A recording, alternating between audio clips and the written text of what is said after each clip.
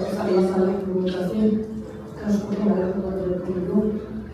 أنا قبل ما نبدا كل ما هو قانوني ومنطبق على النصاب كيف العادة عندي كلمة بنقولها.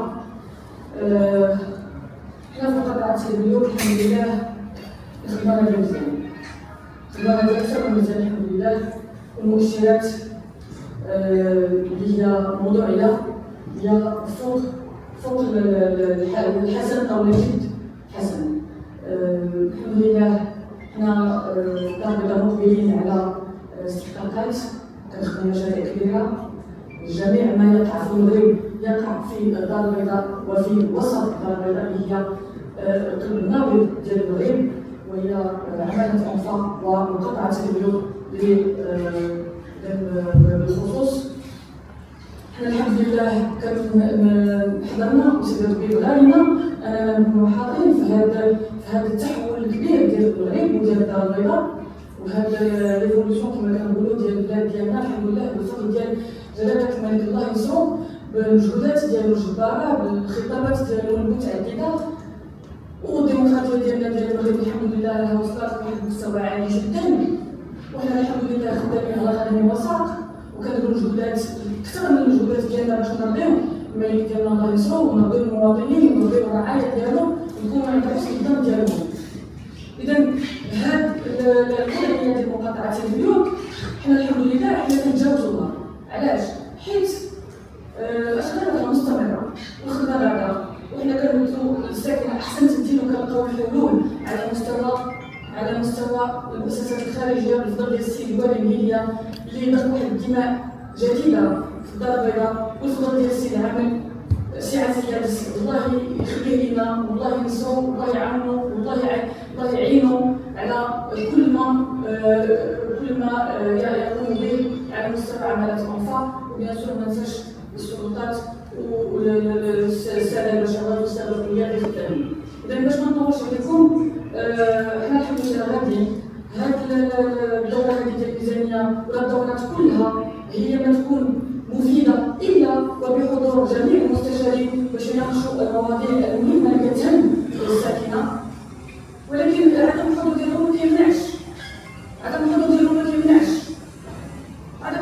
كيمنعش النظام الرئاسي والمؤسسات غادا والإدارة خدامة وما كاين حتى مشكل، بالعكس الحضور ديالهم إضافة، ولكن إلا ما كانش الحضور ديالهم ما كاين مشكل. حنا الحمد لله خدامين وكلشي كيبان.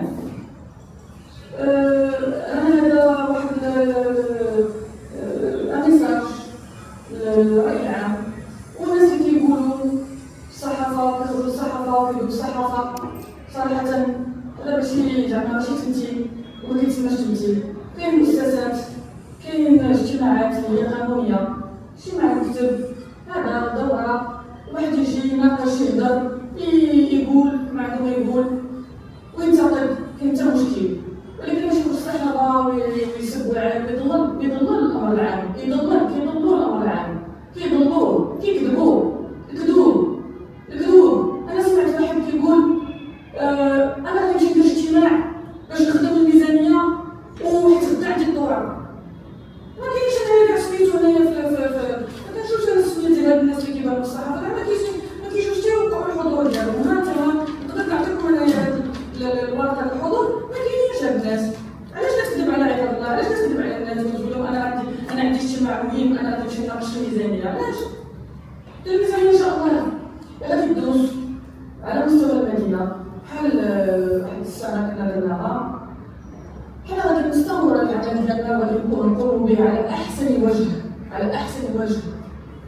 والمستشارين اللي كاينين معنا والسادة البشوات والسلطة والسيد العام والسيد الوالي كلهم مستعدين أننا نخدموا.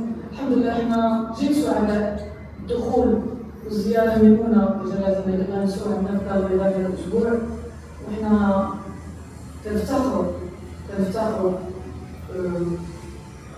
افتخار كبير أننا حنا اللي كنقوموا بالاستقبال ديالو وكنكونوا حنا في الواجهة الأولى، حيت هذه المنطقة ديال الدار البيضاء هي المنطقة اللي عندها أكبر أهمية في المدينة الحالية. إذا باش ما نطولش عليكم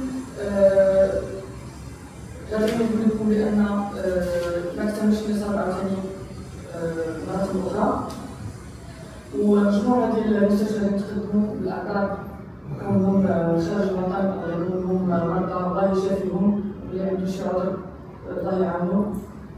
وكاين المستشارين الحاضرين هو السي جواد رسام والسيد محمد فارح والسي مصطفى يوسف، نشكرهم على التفاني ديالهم في تمثيل الساكنه اللي كيمثلوها على مستوى القطاع الحدود.